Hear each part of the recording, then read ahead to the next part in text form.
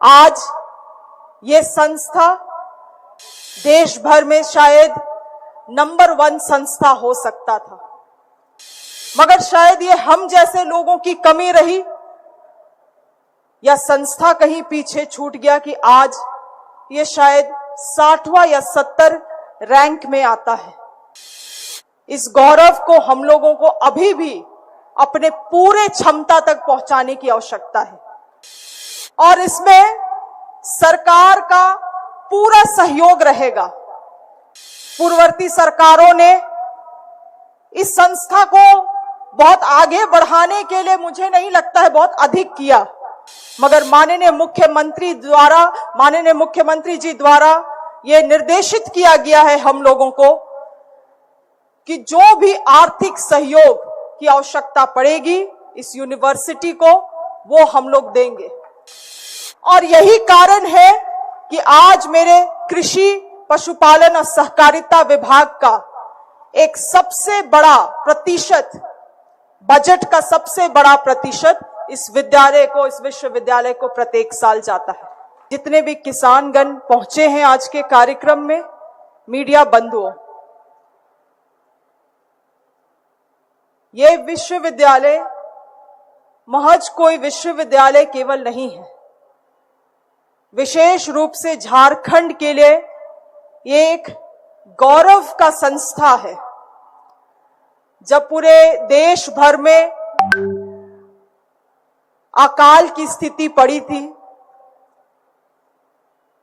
और जब भारत जैसे देश को दूसरे देशों से अनाज लाना पड़ता था, उस समय ऐसे संस्थाओं का कल्पना किया गया और मुझे गौरव है कि मेरे राजनीतिक जीवन की जो प्रेरणा रही है और हमारे देश की लौह नेत्री इंदिरा गांधी जी ने इस विश्वविद्यालय का उद्घाटन किया था। उस समय एक विजन के तहत, एक सोच के तहत इस यूनिवर्सिटी को यहां, इस विश्वविद्यालय को यहां खोला गया था कि आने वाले समय में ये विश्वविद्यालय केवल झारखंड राज्य को नहीं मगर पूरे देश को एक रास्ता दिखाने का काम करेगा। समय के साथ बहुत चीजें बदली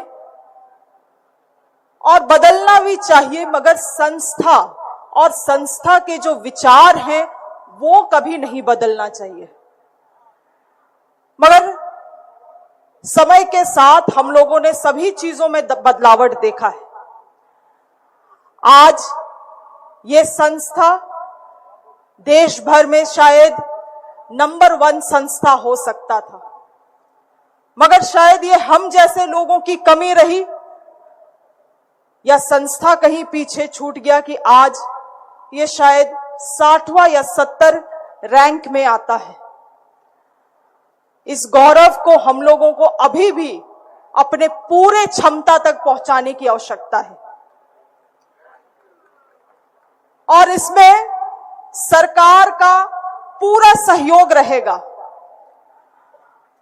पूर्ववर्ती सरकारों ने इस संस्था को बहुत आगे बढ़ाने के लिए मुझे नहीं लगता है बहुत अधिक किया, मगर माननीय मुख्यमंत्री जी द्वारा ये निर्देशित किया गया है हम लोगों को कि जो भी आर्थिक सहयोग की आवश्यकता पड़ेगी इस यूनिवर्सिटी को वो हम लोग देंगे। और यही कारण है कि आज मेरे कृषि, पशुपालन और सहकारिता विभाग का एक सबसे बड़ा प्रतिशत, बजट का सबसे बड़ा प्रतिशत इस विश्वविद्यालय को प्रत्येक साल जाता है।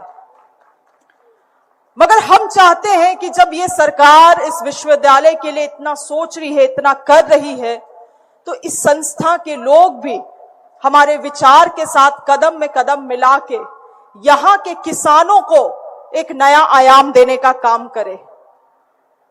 और मुझे लगता है कि यहां के किसानों तक ही सीमित रहने की आवश्यकता नहीं है। इस विश्वविद्यालय में पूरा क्षमता है कि वो पूरे देश को एक नया आयाम दे सकती है। आज मुझे कृषि मंत्री बने हुए महज 2 महीने ही होते हैं। बहुत चीजों को जब करीब से देखती हूं तो लगता है कि आज इस राज्य में अगर किसान कुछ कर पाए हैं, कुछ किए हैं, तो वो अपने बल पे किए हैं। मुझे अफसोस होता है ये बोलते हुए कि सरकार को जितना करना चाहिए था, सरकार उतना नहीं कर पाई। ये किसी एक विशेष सरकार को मैं दोष नहीं दे रही। जो व्यवस्था है, जितना कर सकता था, जितना करना चाहिए था, वो कर नहीं पाया इस संस्था के लिए। और ये संस्था कहीं ना कहीं अपने जो दिशा था उससे रास्ता भटक गई। मगर अभी भी वक्त है। आने वाले समय में मैं चाहती हूं कि हमारे कृषि विभाग के साथ ये विश्वविद्यालय का एक कदम में कदम मिला के हम लोग चले, एक ताल में ताल मिला के हम लोग आगे बढ़े। ये विश्वविद्यालय बिना कृषि विभाग के विकास नहीं कर सकता है और हमारा कृषि विभाग बिना इस विश्वविद्यालय के परामर्श से आगे नहीं बढ़ सकता है। ये हम लोगों को समझना होगा। आज हम लोग साइलों में काम कर रहे हैं, मगर ये तालमेल बैठाने की आवश्यकता है। बीज उत्पादन में हमारा राज कहां है? बीज उत्पादन में हमारा राज कहीं भी नहीं है।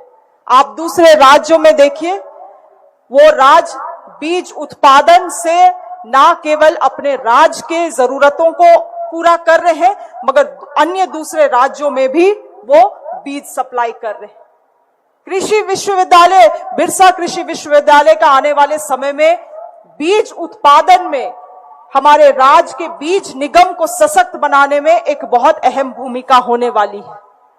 आज हमारा राज्य पारंपरिक राज्य रहा है।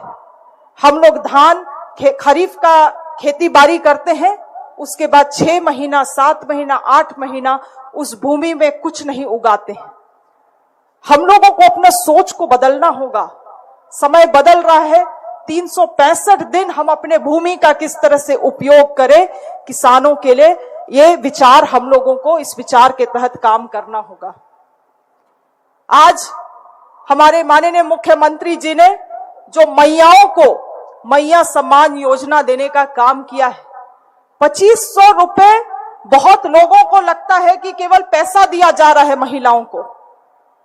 ये ग्रामीण अर्थव्यवस्था को मजबूत करने के लिए माननीय मुख्यमंत्री जी का एक अग्रणी सोच है, ताकि उस पैसे से महिलाएं कुछ बकरी, कुछ सुकर, कुछ मुर्गी, ऐसे चीजों को खरीद के उसको बढ़ाते हुए एक आगे इसमें अर्थव्यवस्था को आगे और दुरुस्त कर सके। और बहुत सारे महिलाएं कर भी रही हैं। मेरा मांडर विधानसभा पड़ता है। मेरे मांडर विधानसभा में एक गांव है केम्बो, वहां की एक महिला, उसने शुरू किया मात्र एक गाय से। आज के दिन में उसके पास 15 से भी अधिक गाय है और केवल दूध उत्पादन से वो महिला हर महीने 2 लाख रुपया कमाती है। माननीय मुख्यमंत्री जी चाहते हैं कि आने वाले समय में हर एक महिला आत्मनिर्भर बने, और वो तभी संभव है जब ये पैसे को महिलाएं निवेश करेंगी अच्छे चीजों में, सही चीजों में, कृषि के क्षेत्रों में, पशुपालन के क्षेत्र में। और जब ग्रामीण अर्थव्यवस्था मजबूत बनेगा तभी ये भारत देश भी मजबूत बनेगा। केवल कॉरपोरेट हाउसेस को, केवल बड़े बड़े कॉरपोरेट घरानों को हम लोग मजबूत करके ये भारत को मजबूत नहीं कर सकते। जब किसान मजबूत होंगे इस देश में, तभी ये देश भी मजबूत होगा। और इसके तरफ हम लोग लगातार काम कर रहे हैं। आप जैसे सभी किसानों का यहाँ पे स्वागत है, और हम चाहेंगे कि आप लोगों का सलाह, आप लोगों का विचार लगातार मेरे तक पहुंचते रहे। मेरा द्वार आप सभी के लिए खुला है, आप सभी के विचारों के लिए खुला है। ज्यादा कुछ नहीं, आजकल तो पत्र भी लिखा जा सकता है, अपने विचारों को पत्र में भी सजा के आप मेरे तक पहुंचा सकते हैं। मैं चाहूंगी कि इसी तरह से लगातार आप लोगों के बीच में हम लोगों का संवाद बना रहे। आप सभी को बहुत बहुत धन्यवाद, और बिरसा कृषि विद्यालय को विशेष रूप से बहुत बहुत आने वाले कल के लिए शुभकामनाएं।